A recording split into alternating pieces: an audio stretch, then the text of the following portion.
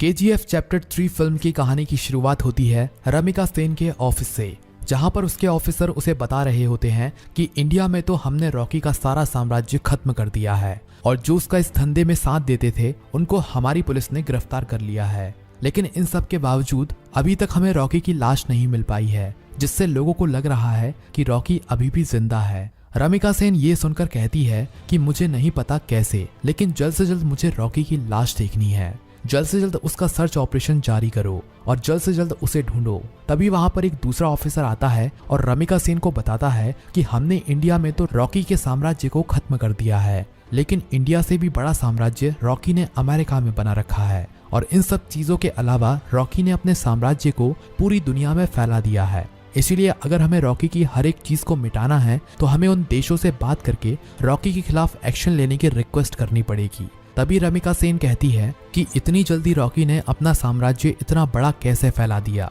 अब यहाँ से फिल्म फ्लैशबैक में जाती है और हमें दिखाया जाता है कि 1978 से 1981 के बीच में रॉकी ने अपने साम्राज्य को काफी तेजी से बढ़ाया। रॉकी ने अपने सभी माइन से सोना निकालना शुरू कर दिया और 2 साल के अंदर ही रॉकी ने इन सभी माइनों से सोना निकाल लिया। और रॉकी जानता था कि सोने को इंडिया में रखना खतरे से खाली नहीं है, इसीलिए रॉकी ने अपने सोने को छिपाने के लिए दुनिया के अलग अलग कोने चुने और उसने अपने सोने को दूर देश में भेजकर उन्हें वहां पर छुपा दिया, ताकि आने वाले समय में वो इस सोने का इस्तेमाल कर सके और उसका साम्राज्य खत्म हो भी जाए तो उसे इससे कोई फर्क ना पड़े। तभी हमें दिखाया जाता है कि 1978 में एक बार रॉकी अमेरिका में गया था और वहां के एक बड़े बिजनेसमैन से मिला था। रॉकी ने उस बिजनेसमैन को उसका बिजनेस और बड़ा करने का लालच दिया और अमेरिका में रॉकी के नए बिजनेस खोलने में उसकी मदद करने को कहा। इसके बाद वो बिजनेसमैन रॉकी की मदद करने के लिए तैयार हो गया और इसके बाद रॉकी ने अपना नया कारखाना अमेरिका में शुरू कर दिया और वहीं से उसने अपने इंडिया से निकले हुए सोने को एक एक करके जमा करना शुरू कर दिया। दूसरी तरफ हमें इंडिया में दिखाया जाता है कि अब रॉकी ने अपनी सभी माइनों से सोना निकाल लिया है और दूसरी तरफ सरकार भी उसके खिलाफ एक्शन लेती जा रही है। इसीलिए रॉकी सरकार को चकमा देने का प्लान बनाता है और किसी तरह से सरकार की नजरों में ना आए हुए अपने सोने को विदेशों में छुपाना शुरू कर देता है। अभी यहाँ से फिल्म फ्लैशबैक से बाहर आती है और हमें दिखाया जाता है कि रमिका सेन अमेरिका की सरकार को रॉकी के सभी धंधों को बंद करने के लिए लेटर लिखती है, लेकिन अमेरिका को भी रॉकी के इस धंधे से फायदा हो रहा था। इसीलिए अमेरिका की सरकार रॉकी के खिलाफ कुछ ज्यादा एक्शन नहीं लेती, लेकिन अमेरिका की सरकार इन सब चीजों की जांच करने के लिए एक टीम बना देती है और रॉकी के खिलाफ इन्वेस्टिगेट करने के लिए कहती है। इसके बाद अमेरिका सरकार की वो टीम रॉकी के खिलाफ इन्वेस्टिगेट करने लगती है और रॉकी जिस शिप से भारत की सरकार से भागा था उसके सारे सिग्नल ट्रैक करने लगती है। तभी इस टीम को पता चलता है कि जब इंडियन एयरफोर्स ने रॉकी की शिप के ऊपर हमला किया था तो वहीं पर अमेरिका की एक प्राइवेट कंपनी की शिप भी थी। इसीलिए ये टीम सीधा इस कंपनी के ऑफिस में पहुंच जाती है और वहां पर जाकर उस शिप के बारे में पूछने लगती है, लेकिन वहां पर इस बारे में किसी को नहीं पता था और ना ही कोई वहां पर रॉकी को जानता था। लेकिन तभी एक ऑफिसर वहां के मैनेजर से कहता है कि तुम्हारी शिप के पास रॉकी की शिप से सिग्नल भी आया था और उस सिग्नल के बाद तुम्हारी शिप उस तरफ गई भी थी, लेकिन उसके बाद क्या हुआ था इसके बारे में तुम हमें बताओगे, नहीं तो हम तुम्हारे सारे गोदाम को चेक करेंगे। अगर हमें वहां पर कुछ भी मिला तो हम तुम्हारी पूरी कंपनी को ही बंद करवा देंगे। लेकिन किसी को भी वहां पर इस बारे में नहीं पता था। तभी ये ऑफिसर उस कंपनी के एक गोदाम में जाते हैं और वहां पर जाकर छानबीन करने लगते हैं। कई देर तक छानबीन करने के बाद इन्हें वहां पर कुछ नहीं मिलता, जिसके बाद ये चुपचाप वहां से चले जाते हैं। अब हमें दिखाया जाता है कि वो मैनेजर अपने सीईओ को फोन करता है और इन सब चीजों के बारे में बताता है। इसके बाद वो सीईओ डर जाता है और सीधा एक आदमी के पास फोन करता है जो एक अंधेरे से भरे हुए कमरे में बैठा हुआ है। सीईओ कहता है कि अब तुम्हें बाहर आ जाना चाहिए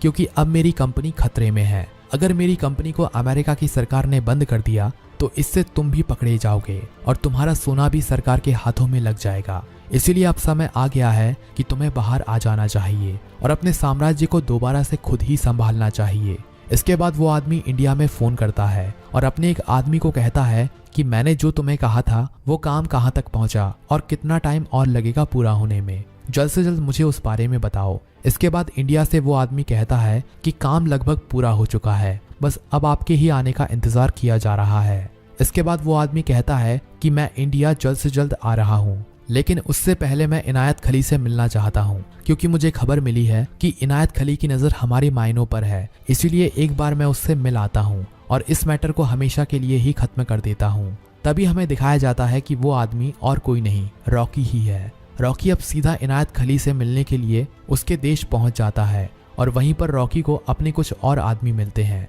और उन्हीं के साथ रॉकी सीधा इनायत खली के ठिकाने पर पहुंच जाता है। इनायत खली को जब पता चलता है कि रॉकी उससे मिलने के लिए आया है तो वो खुद हैरान रह जाता है, क्योंकि वो सोच रहा था कि रॉकी मर चुका है। लेकिन रॉकी को वहां पर देखकर इनायत खली खुद हैरान रह जाता है। पहले तो इनायत खली रॉकी से मिलने के लिए मना कर देता है, लेकिन रॉकी के आदमी जबरदस्ती अंदर घुस जाते हैं और इनायत खली को रॉकी से एक बार बात करने के लिए कहते हैं। रॉकी इनायत खली से कहता है कि मुझे पता चला है कि तुम्हारी नज़र हमारी मायनों पर है, लेकिन जब तक मैं जिंदा हूँ तुम उन मायनों की तरफ आंख उठाना भी मत, नहीं तो मैं तुम्हारी आंख फोड़ दूंगा। इनायत खली कहता है कि तुम्हारी सरकार को लगता है कि तुम मर चुके हो और अब तुम्हारी सरकार उस माइन को लीज पर देने के लिए तैयार हो गई है और तुम्हारी सरकार को ज्यादा पैसे देकर मैंने तुम्हारी माइन को लीज पर ले लिया है, इसलिए अब तुम मेरा कुछ नहीं बिगाड़ सकते क्योंकि तुम्हारी सरकार ही मेरे साथ है। रॉकी कहता है कि चाहे तुम्हारे साथ कोई भी हो, लेकिन जो सरकार तुम्हारे साथ है मैं उसे एक दिन के अंदर गिरा सकता हूँ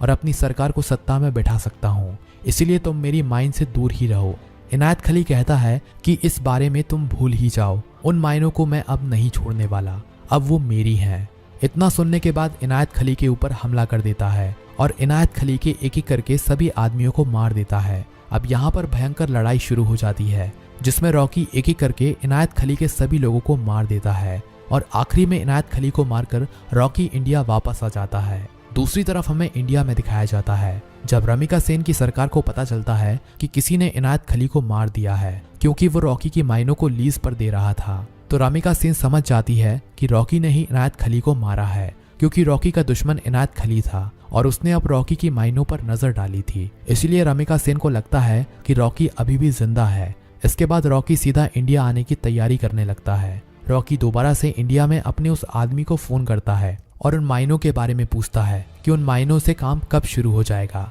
इसके बाद रॉकी का वो खास आदमी उसे बताता है कि माइनों का काम जल्द से जल्द शुरू हो जाएगा, आप बस जल्द से जल्द इंडिया आ जाइए। रॉकी कहता है कि मैं कल ही इंडिया आ रहा हूँ और केजीएफ में आने से पहले मैं रमिका सेन से मिलकर आऊंगा क्योंकि उसकी वजह से ही मैंने अपना साम्राज्य पूरी दुनिया में फैलाया है, इसीलिए मैं उसको थैंक यू कहने जाने वाला हूँ। इसके बाद अगले ही दिन रॉकी इंडिया आ जाता है और रमिका सेन से मिलने के लिए अकेले ही जाने लगता है, लेकिन रास्ते में रॉकी अपनी कार को काफी तेज भगा रहा था, जिसकी वजह से रास्ते में एक पुलिस वाला रॉकी की कार को पकड़ लेता है और उसे पकड़कर थाने में ले जाता है। उस ऑफिसर को पता नहीं था कि ये रॉकी है, इसीलिए वो ऑफिसर रॉकी से लाइसेंस दिखाने के लिए कहता है, लेकिन रॉकी के पास लाइसेंस नहीं था, इसीलिए वो अपने एक आदमी को फोन करता है और उसको लाइसेंस लाने के लिए कहता है। तभी थाने में एक बड़ा ऑफिसर आता है जो रॉकी से बदतमीजी से बात करने लगता है। तभी वहां पर रॉकी के आदमी हथियारों के साथ आ जाते हैं और उनमें से एक आदमी रॉकी का लाइसेंस लेकर थाने के अंदर आता है। लाइसेंस के अंदर वो ऑफिसर रॉकी का नाम पढ़ता है तो वो डर जाता है और रॉकी को वहां से चुपचाप जाने देता है। इसके बाद रॉकी सीधा रमिका सेन के पास जाने के लिए निकल जाता है। तभी वो ऑफिसर पीएम ऑफिस में फोन करता है और बताता है कि रॉकी अभी भी जिंदा है और वो रमिका सेन मैम से मिलने के लिए जा रहा है, इसलिए पीएम ऑफिस की सिक्योरिटी काफी ज्यादा बढ़ा दी जाती है। लेकिन तभी वहां पर रॉकी के आदमी पहुंच जाते हैं और सभी पुलिस वालों को बंदूक की नोक पर वहां से हटा देते हैं, जिसके बाद रॉकी सीधा पीएम ऑफिस में पहुंच जाता है और रमिका सेन के सामने जाकर बैठ जाता है और रमिका सेन को कहता है कि तुम्हारी वजह से ही आज मैंने अपना साम्राज्य पूरी दुनिया में फैला दिया है और अब समय आ गया है तुम्हारी सरकार के जाने का, इसीलिए अच्छा होगा कि तुम खुद ही इस्तीफा दे दो, नहीं तो मैं इस्तीफा दिलवाऊंगा तो इससे देश को काफी ज्यादा घाटा होगा। इतना कहने के बाद रॉकी वहां से चला जाता है और कुछ ही दिनों के बाद रमिका सेन की सरकार के खिलाफ देश में प्रदर्शन होने लगते हैं और ये प्रदर्शन काफी ज्यादा बढ़ जाते हैं, जिसकी वजह से रमिका सेन को इस्तीफा देना पड़ता है और इसके बाद देश में दोबारा से इलेक्शन होते हैं और इन इलेक्शन में रॉकी की पार्टी जीत जाती है और रॉकी अपने सबसे खास आदमी को पीएम पद पर बैठा देता है और अब सरकार रॉकी के खिलाफ कुछ भी एक्शन नहीं लेने वाली थी और देश में हर काम अब रॉकी के हिसाब से होने लगता है और रॉकी अपने केजीएफ को दोबारा से शुरू करवा देता है और उससे सोना निकालने लगता है और ये फिल्म यहीं पर खत्म हो जाती है।